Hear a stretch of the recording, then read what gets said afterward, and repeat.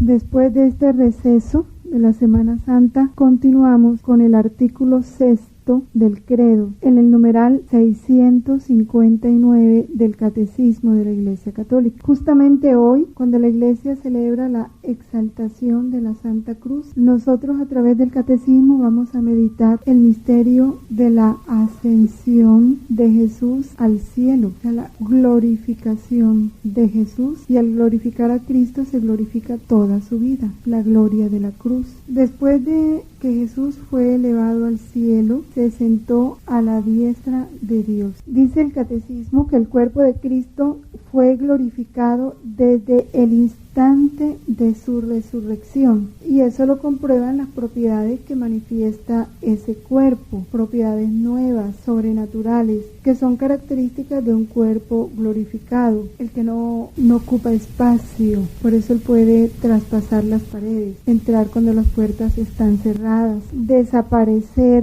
en un instante, todo lo que Jesús hizo, ¿no? Que está en Lucas 24:31 y Juan 20 del 19 al 26. Durante los 40 días en los que él come y bebe familiarmente con sus discípulos y les instruye sobre el reino, qué importante, toda la instrucción posterior a la resurrección de Cristo, siempre, toda instrucción de Cristo fue en torno al reino, pero muy específicamente la instrucción después de la resurrección. Su gloria aún queda velada bajo los rasgos de una humanidad ordinaria. ¿Por qué tuvo que velar su gloria? Por la limitación de los apóstoles. Ellos todavía no podían contemplar en plenitud lo que es un cuerpo glorificado, lleno de luz, porque eso está por encima de toda capacidad humana. ¿No es que Dios dice que si lo veríamos, moriríamos? Entonces él tuvo que velar la plenitud de las características de un cuerpo glorificado para poder mantener ese contacto con sus apóstoles después de la resurrección.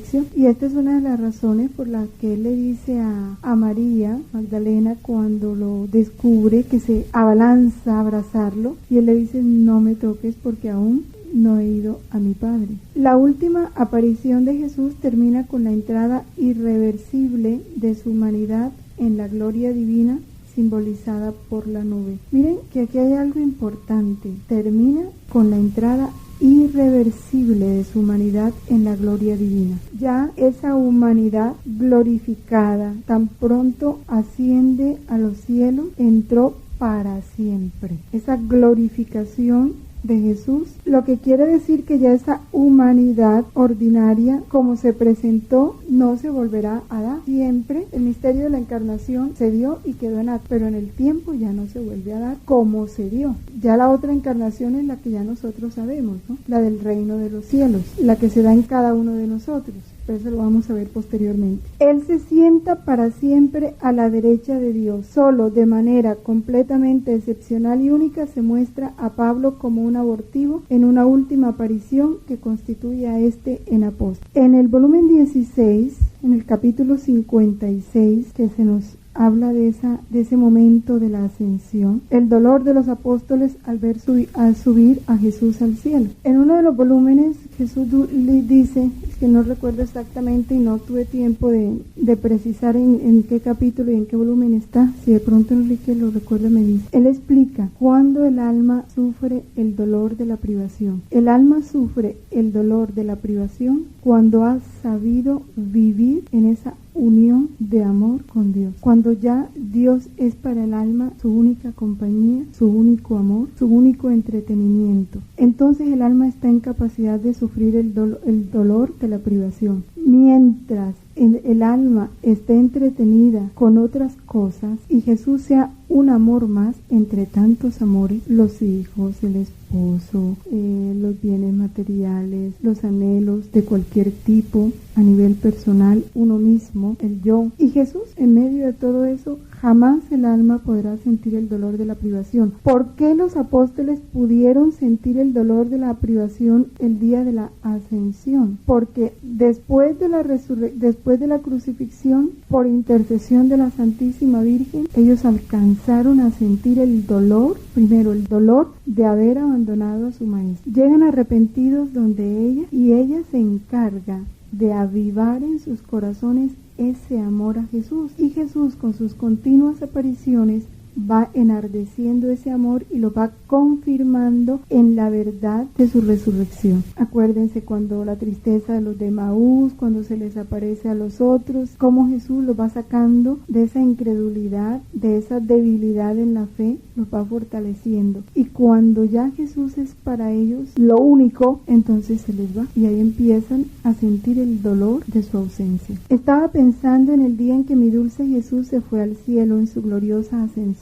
y en el dolor de los apóstoles al quedar privados de tanto bien. Y mi dulce Jesús, moviéndose en mi interior, me ha dicho: hija mía, el dolor más grande de los apóstoles en toda su vida fue el quedar privados de su maestro, en toda su vida.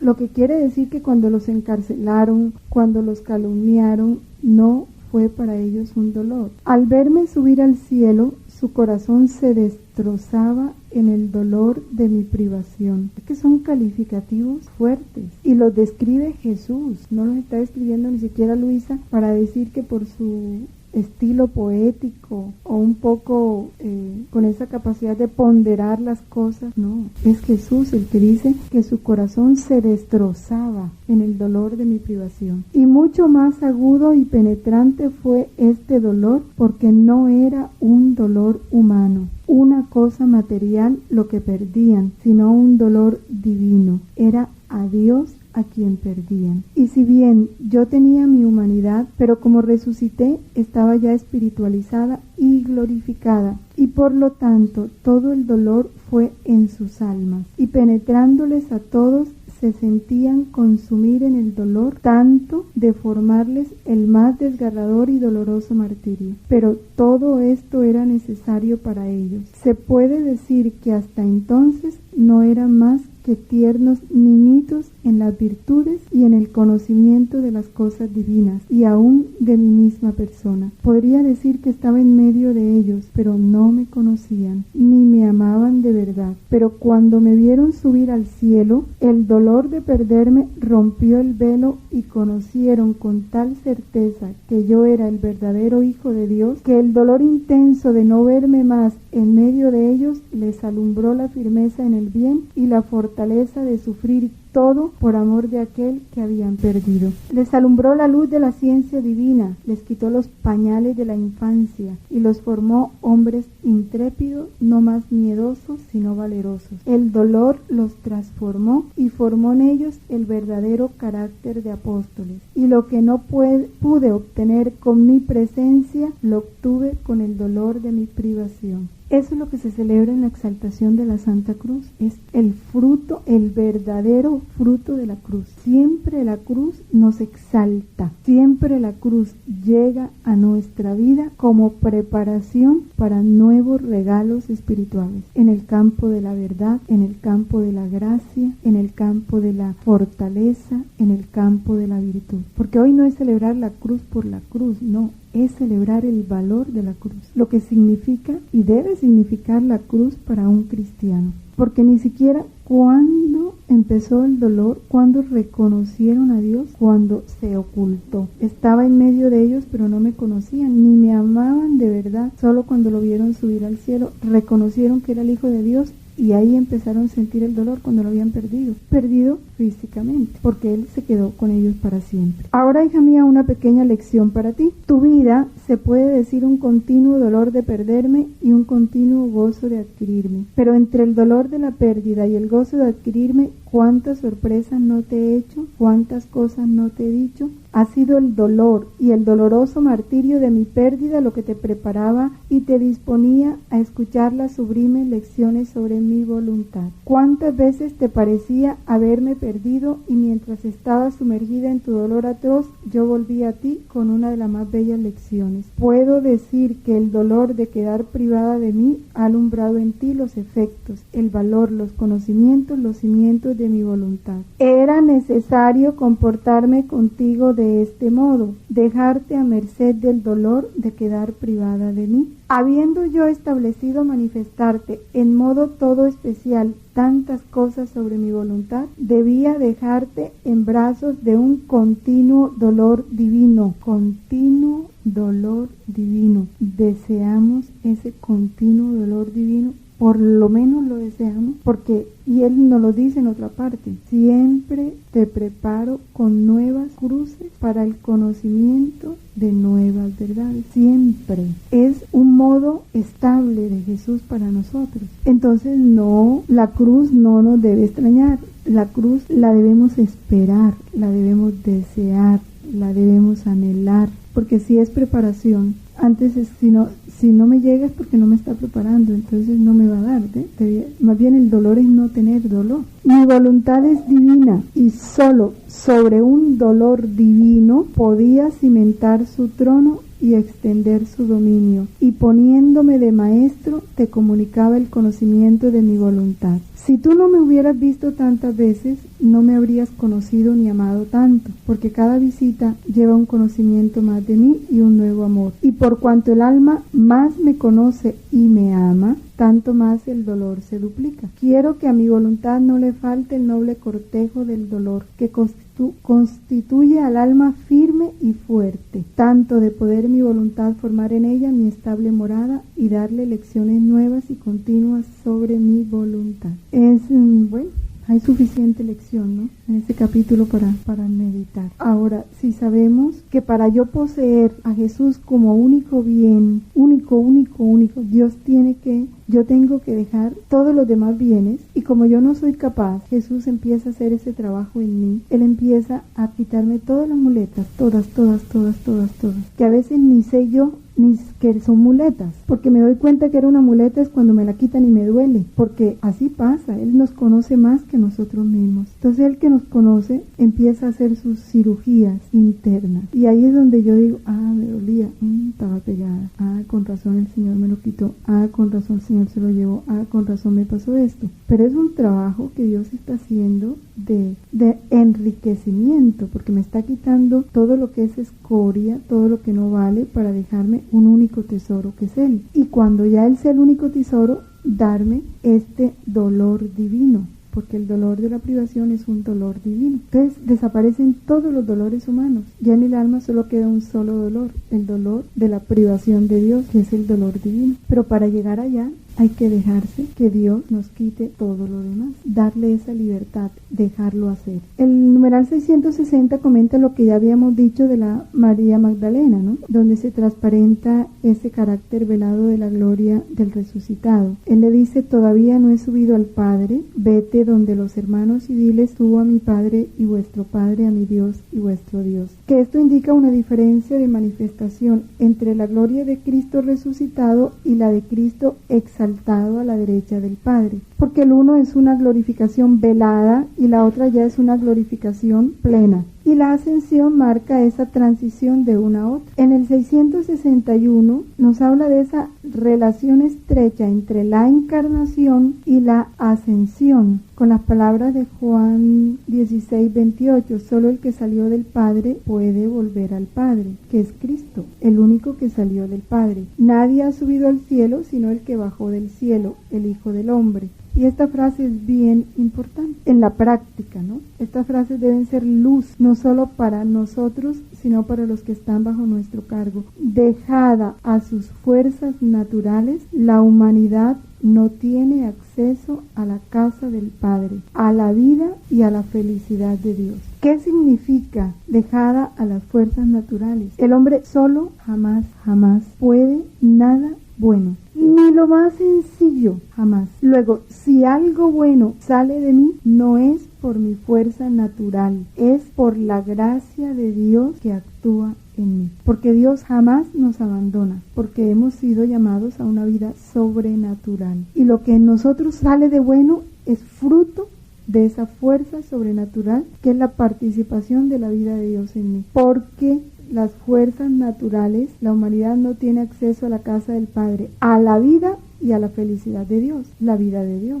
que es la gracia. Que el mundo entendiera eso. Este mundo todo sin Dios. Por eso el fundamento de toda educación en el niño, en el joven, ¿cuál debe ser? Según esto, que viva unido a Dios. Ese debe ser el principio que debe apuntalar la formación de un niño, de un joven. Enseñarle a vivir unido a Dios, porque ahí es donde va a encontrar la fuerza para todo. Todo lo demás es añadidura, aún para escoger su profesión, que no lo haga solo, porque ¿y si esa profesión lo lleva al infierno? Por la ambición, por el poder, uno no sabe. Enseñarle a vivir las cosas así.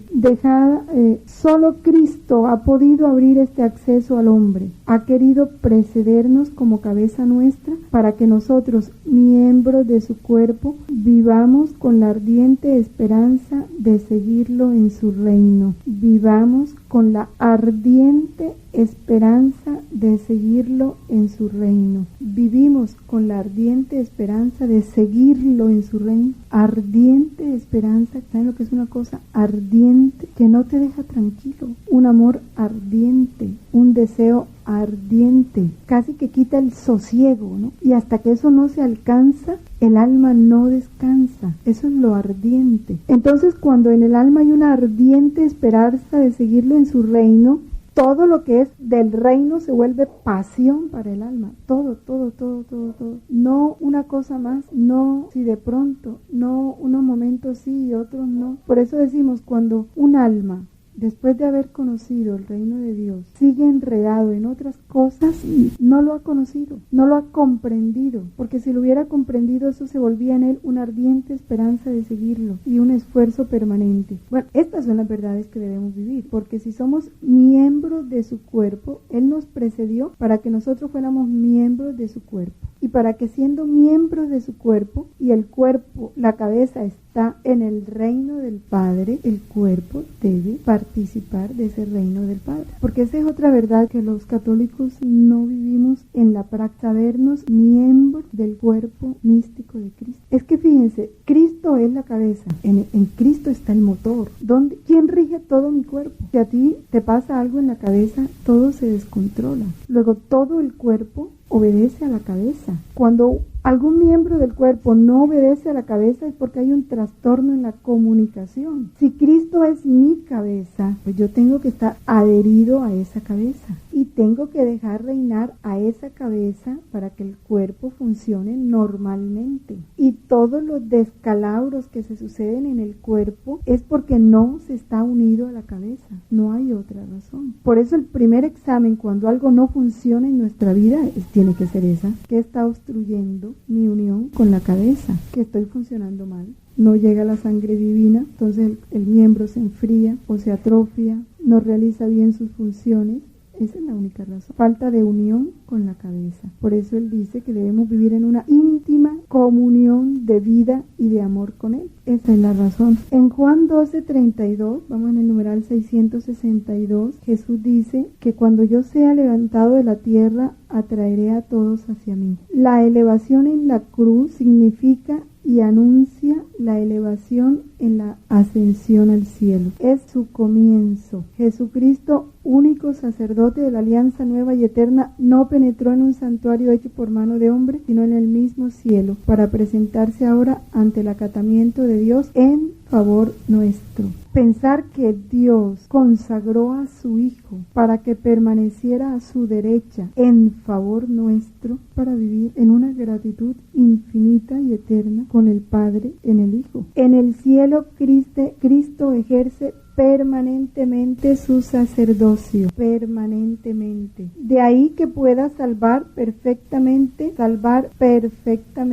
a los que por Él se llegan a Dios, ya que está siempre vivo para interceder en su favor. ¿Cuál es la salvación perfecta? Ser transformados en Él. Y esa salvación perfecta o se da aquí o se da en el purgatorio. Como sumo sacerdote de los bienes futuros, es el centro y el oficiante principal de la liturgia que honra al Padre en los cielos. No olvidemos que la liturgia que celebramos aquí es como una prolongación y una participación de la liturgia eterna que Cristo realiza en el cielo. Él es el principal oficiante, con todos los ángeles y los santos le dan eternamente una gloria infinita al Padre, una acción de gracias, una alabanza. Lo que celebramos en la Eucaristía es un reflejo de todo lo que Cristo hace permanentemente en el cielo. Él nos quiso hacer partícipes de esa liturgia celestial y por eso prolongó su sacrificio eucarístico aquí en la tierra. Por eso en cada Eucaristía se unen las tres iglesias en ese único sacrificio de Cristo. Nosotros participamos de esta liturgia celestial cuando de corazón nos centramos a vivir la Eucaristía. Ahí nos estamos metiendo en Cristo, único y eterno sacerdote, y ofreciéndonos con Cristo para la gloria del Padre, para la alabanza del Padre. Y eso beneficia al mundo entero, porque en Él se congrega todo. Cristo desde entonces está sentado a la derecha del Padre. Por derecha del Padre entendemos la gloria y el honor de la divinidad, porque Dios no tiene manos, ni ocupa espacio. Entonces en Él no hay ni derecha ni izquierda, ni adelante ni atrás. Son formas de expresar esa derecha, es esa gloria y ese honor de la divinidad. La gloria que Él como Hijo, segunda persona de la Santísima Trinidad, posee. Donde el que existía como Hijo de Dios antes de todos los siglos, como Dios y consubstancial al Padre, está sentado corporalmente después de que se encarnó y que su carne fue glorificada. Es otra verdad de fe. La humanidad glorificada de Cristo está en el seno de la Trinidad. Jesús está en el seno de la Trinidad como hombre Dios, su humanidad glorificada. Por eso dice, subió en cuerpo y alma al cielo. ¿Cómo? Misterio. Ay, sí, entonces el cuerpo glorificado no ocupa espacio. Allá nos lo gozaremos cuando lleguemos a la eternidad, de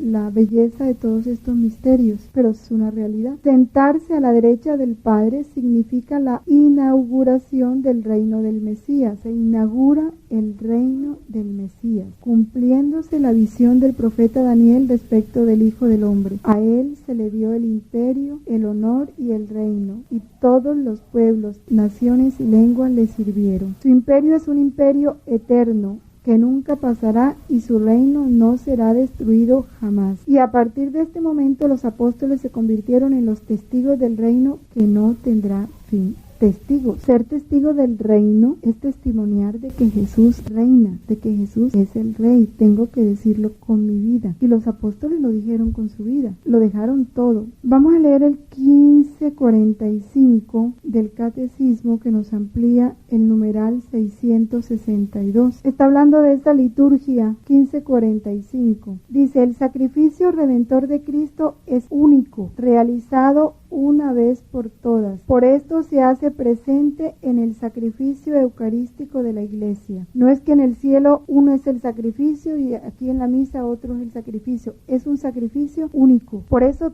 todo sacrificio que la criatura hace o vive, si no está unido al sacrificio de Cristo, no tiene ante el Padre el valor de sacrificio. Lo mismo acontece con el único sacerdocio de Cristo. Se hace presente por el sacerdocio ministerial sin que con ello se quebrante la unicidad del sacerdocio de Cristo. Y por eso solo Cristo es el verdadero sacerdote. Los demás son ministros suyos. Y yo vivo esta verdad cuando no veo al sacerdote, cuando veo a Cristo en todo sacerdote, porque ellos son ministros. Es Cristo quien realiza en ellos el sacerdocio. Tu sacerdocio lo realiza a través de los ministros. Por eso Él es tan exigente en el trato que nosotros tenemos con sus ministros, porque es Él mismo en la persona del sacerdote. Esta mediación de Cristo, en el volumen 10, el 8 de febrero de 1911, nos habla de esta mediación eterna y de ese vínculo que se estableció entre nosotros y Jesús. 8 de febrero de 1911, volumen 10. Hace referencia al numeral 662. Bueno, Luisa está viviendo esa experiencia de amor tan grande que ya no resiste. Y Jesús le dice, el amor soy yo. Y si tú sientes el amor, es cierto que estoy contigo. Luisa, tú eres mi paraíso en la tierra y tu amor me hace feliz. Y miren esta lectura, que cuando se habla de miembro del cuerpo de Cristo, de nuestra unión con Cristo, estas son realidades. Y qué importa que ya la hayamos leído, pero en la medida en que uno la va penetrando y la va recordando, puede dar respuesta a esto que Jesús nos pide y nos da. Escúchame bien, hija mía, y comprenderás lo que yo te digo. No hay cosa creada que no tenga vida de mi amor. Todas las criaturas son como otras tantas cuerdas que proceden de mi corazón y que tienen vida necesariamente de de mí. Aquí estamos, no sé cuántas cuerdas, bueno, pongamos que unas 25. Todo lo que hacen repercute en mi corazón, aun cuando sea un movimiento. Por consiguiente, si obran mal, si no me aman, me dan continua molestia. Esa cuerda produce en mi corazón sonidos de disgustos, de amarguras, de pecados, y hay sonidos lúgubres que me hacen infeliz de parte de aquella cuerda o vida que produce de mí. En cambio, si me ama, está toda ella pronta a contentarme. Aquella cuerda me da íntimo y continuo goce y forma sonidos alegres y dulces que armonizan con mi misma vida, y de parte de aquella cuerda yo vuelvo a oír esos sonidos, tanto que me vuelvo feliz y gozo, y por su causa constituyo en ella mi paraíso. Si comprendes bien todo esto, ya no dirás que me burlo de ti. Todo lo que hacemos, cualquier movimiento, y Jesús está a la derecha del Padre. Por eso nosotros estamos escondidos con Cristo en Dios. No es que estamos aquí en la tierra y Jesús está por allá en alto, no. Es esa íntima comunión que Él estableció desde que se fue al cielo. Por eso dijo, yo estaré con ustedes hasta el final de los tiempos. No, nadie está separado de Jesús. Y en el volumen 3, en el capítulo 104, del 1 de agosto de 1900, habla también de esa mediación de Cristo. Volumen 3, capítulo 104. Hija mía, delante de mi majestad y pureza no hay quien pueda estar enfrente. Más aún, todos están forzados a verse aterrados y heridos por el fulgor de mi santidad. El hombre querría casi huir de mí, porque es tal y tanta su miseria que no tiene el valor de sostenerse delante de Dios. Y he aquí que haciendo uso de mi misericordia asumí la humanidad, la cual, atenuando los rayos de la divinidad, es el expediente para infundir confianza y valor al hombre para acercarse a mí. El hombre, poniéndose frente a mi humanidad que expande rayos atenuados de la divinidad, tiene el beneficio de poder purificarse, santificarse y aún divinizarse en mi misma humanidad deificada. La Eucaristía, por eso se veló, para que pudiéramos acercarnos con confianza a Él y recibir de Él esos rayos atenuados de su divinidad. Si no, no hubiéramos podido, y aún más nos deja que lo comamos. Por eso tú permaneces siempre de frente a mi humanidad, teniéndola como espejo en el que limpies todas tus manchas. No solo esto, sino como espejo en el cual, contemplándote, obtengas la belleza y poco a poco vayas adornándote a semejanza de mí mismo, porque es propiedad del espejo hacer aparecer dentro de sí la imagen similar a la de quien se contempla en él. Así es el espejo material, mucho más lo es el divino, porque mi humanidad sirve al hombre como espejo para contemplar mi divinidad. Por eso todos los bienes se derivan para el hombre de mi humanidad, todos los bienes. Lo que quiere decir que lo que no tenga como origen a Jesús no es bien, será un falso bien, un aparente bien, pero no es un bien. Del 665 al 667 el resumen de lo que ya explicamos. Vamos entonces a iniciar con el 668. Vamos a tomar el artículo 7, desde allí de venir a juzgar a los vivos y a los muertos.